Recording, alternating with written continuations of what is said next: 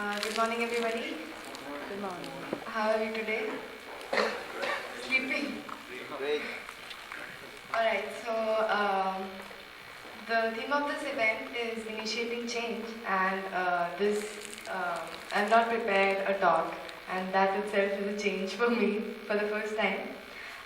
When I got invited to this event, the only thought that I had in my head was I'm not going to prepare this time because let's see, because it goes well with the theme.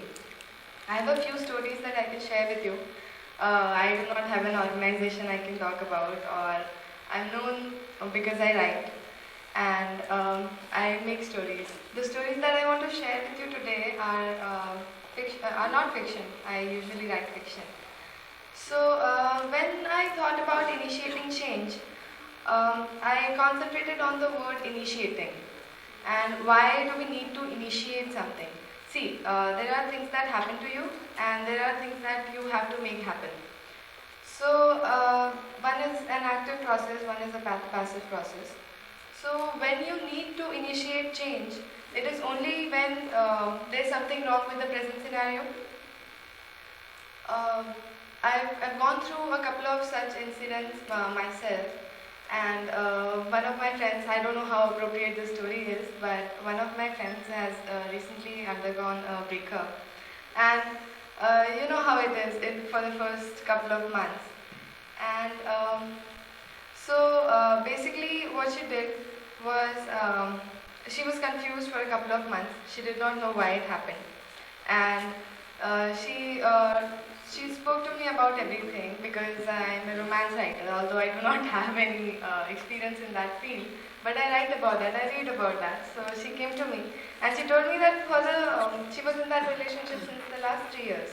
And she said, I don't know what went wrong because he just said I fell out of love. And how do you fall out of love? I mean, love is not something, you don't promise somebody that I love you as long as there is spark because that is not what commitment is. So she did not know what went wrong, and the problem with girls is we usually, the first question that comes to our head is, what did I do wrong? Or what don't I have? So that was her initial approach.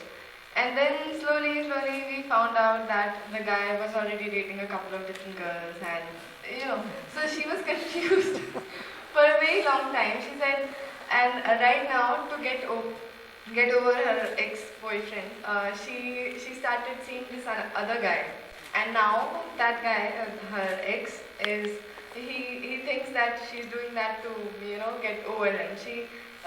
He's so self-absorbed. He thinks that everything is about him, and this girl cannot have a life without him.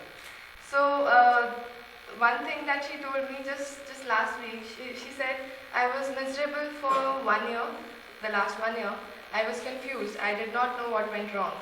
And he was trying to break up with me, but he did not have the courage to do it on my face and just be honest and tell the truth. He kept trying to create scenarios where he would humiliate her, he would disrespect her so that she would break up with him. So she said I was confused. I did not know what to do. And after I broke up, I find out that I was betrayed, I was lied to, and after that, she is going with this other girl, so she felt rejected and she felt unwanted and undesirable. And now that she's finally moved on, that this happened I think a couple of months ago. She's finally moved on, and now she's with this another guy, and she's not very serious in that relationship. It's basically just a fling. So she said, I'm happy with this guy. We just go out, we have fun. I'm just dating him. And even now, I'm doing that because that makes me feel happy. And even now, if I'm laughed at, that her ex-boyfriend is laughing at her, thinking that she's doing that to get over him, if everything is about him, she said, I don't know what to do. The only thing I can do at this point of time is just stop caring about who he is and what he thinks. Because after everything he has done to me in the last 1 year, now at this point of time, I'm finally moving on, and he's taking that away from me. He's laughing at me. And right now she's okay with it because that is something she actively did. She actively got involved with this other guy. And they're basically friends. They date, but they're friends. And that's what is making her happy. So, what happens sometimes, I've gone through a couple of tough incidents in my life. Everybody has.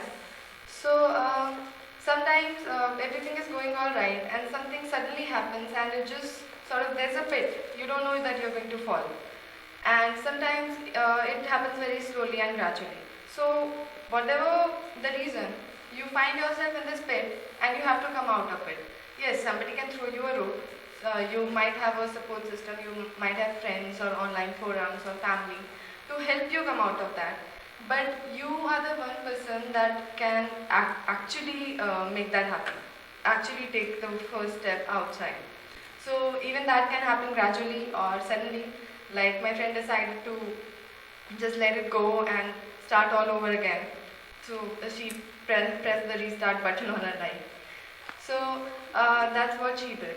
And usually, see, I've not spoken about this before, but since the theme is initiating change, so this is one thing new I'm doing.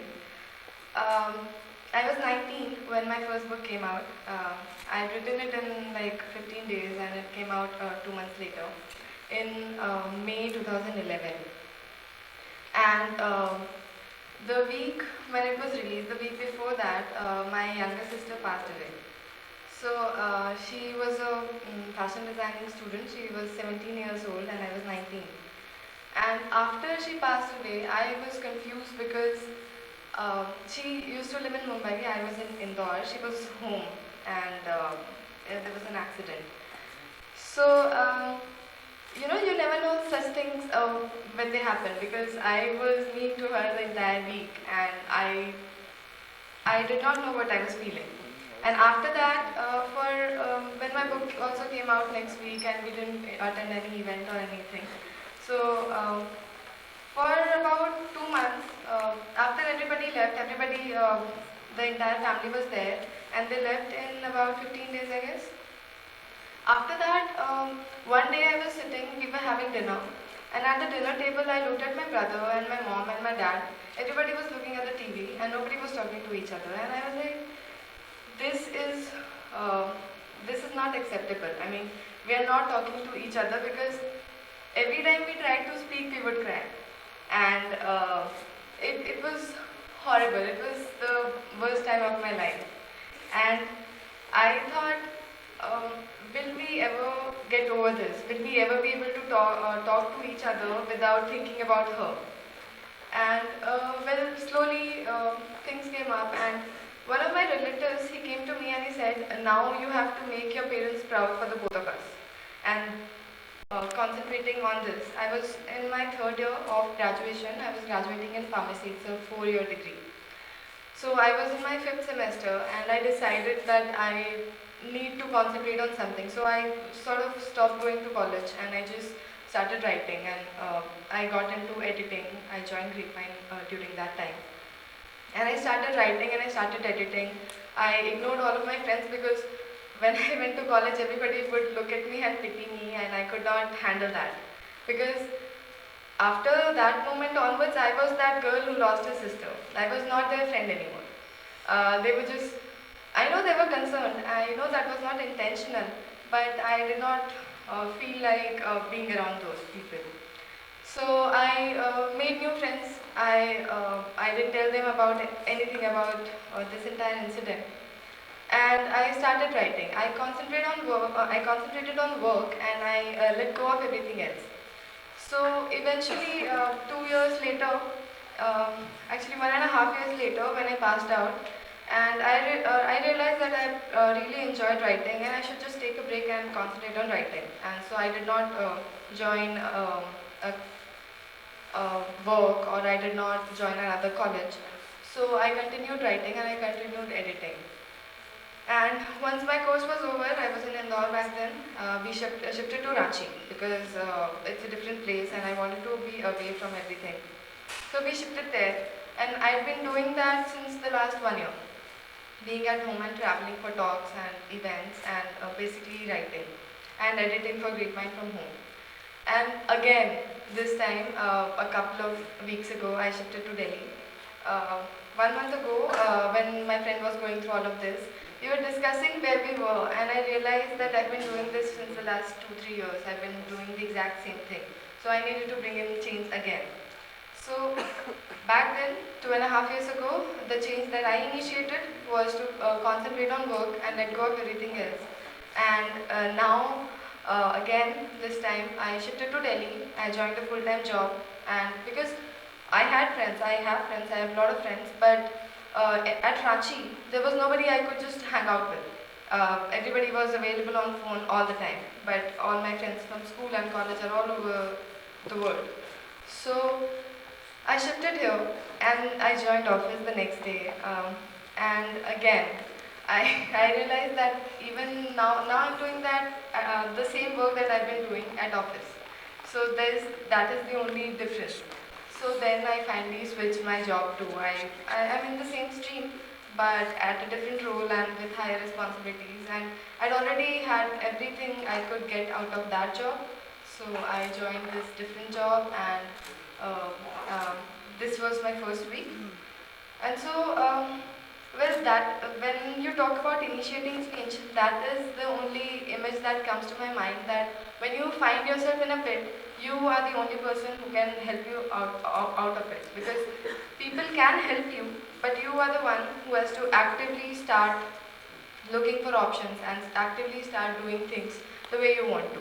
So basically, you have to give yourself time. That's what I have experienced at least, because I'm 22 and I'm not sure I'm the right person to lecture everybody about how to bring about change in their life. But it has worked well for me to just relax and decide what I wanted to do next. And I've made mistakes, because I've made a lot of mistakes. And when small things happen, like for example, I'm writing a book and it's not turning out to be as good as I expected it to be, or a character is not framing well, and I am stressed. I don't know how to get out of this. At that point of time, I just try to think about all the things that I've gotten over, all the things that I've been through and I've survived. So this is just a book. If worst comes to worst, I just check it and write something else. So it's maybe a week's time, and I just rewrite the entire thing or something like that. So basically, what we have to do is count our blessings and look at the bright side and try to move on. That's all I have for you today. Thank you.